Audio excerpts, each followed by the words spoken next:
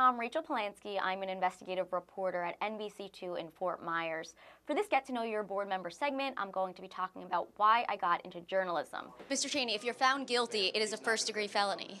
It's inappropriate to make a comment on a case that's pending. It's also inappropriate to chase him down the courthouse. It's also inappropriate to take people's money and not build their homes. So how much money have you lost throughout this ordeal? $15,000. We lost around $40,000. It's a modern day stick-up, you know. They just don't have a gun. After a year of hard work, a lot of phone calls, this is what happened. Christopher Cheney, owner of Southern Premier, is charged after dozens of people told the NBC2 investigators he took their money but didn't do the work.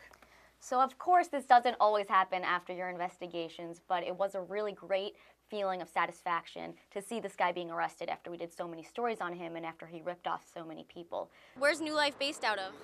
Why? Because I'd like to know if it's a real organization or if you're taking these people's money. Go online.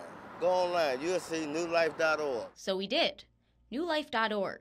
That's a church in Massachusetts. I'm just trying to find out if you're in any way affiliated with solicitors who would be collecting money down here in Fort Myers, Florida. Nope. We also checked newlifechristianchurch.org.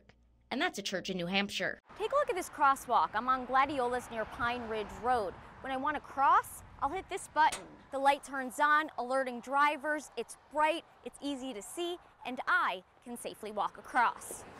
Unlike this crosswalk on McGregor Boulevard and Moreno Avenue. It's outdated, the paint is faded, and there's no button that I could press that would activate a light and alert drivers. If you're thinking this could never happen to you, well, it almost happened to me. The thief posted this RV for sale right here in a closed Facebook group that I'm a member of. And as soon as I commented that I was interested, she had me on the hook.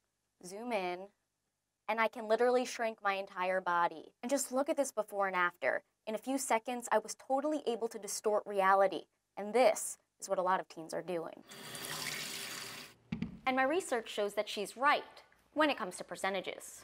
In 1986, before the lottery was approved, the state funded 64% of the education budget. Last year, I uncovered that the state only contributed 56%. But Representative Ray Rodriguez says it's important to put these percentages into context. The FBI isn't the only organization that tracks hate crime numbers. The Florida Attorney General's office does too. But the NBC2 investigators discovered that their numbers don't match. In 2016, the FBI reported 96 hate crime incidents, while the Attorney General's office reported 124. Even after the 5% increase, Florida state troopers are still among some of the lowest paid in the country. Doesn't that seem more like a cause for concern than celebration? If there was a way to get your medication cheaper, would you want to know? Oh, for sure. Based on your experience, would you say that LASIK is a safe procedure? No, no. I wouldn't recommend or have anyone in my family have it done. I have recently told my son I need to keep his phone in my room at night. It can't go in the kitchen, it can't go anywhere. Right. He's furious, but I can see. That's very smart. That's very smart. The doctor told me that's exactly what you should do. You should have some kind of a curfew with the phones where you take them away because that screen time is really, really bad for them. It's going off all night. Exactly. And just maybe an hour before, and you can lead by example. You can turn off your phone yourself. That helps. Be a good role model. Exactly. Just an hour before bed, it really, really makes a difference. Even the little kids. My 10-year-old loves her iPad, but I got to yank it out of her hands by about 8:30 or else she won't go to bed. So you got to be the bad guy, but it might be worth it in the long run.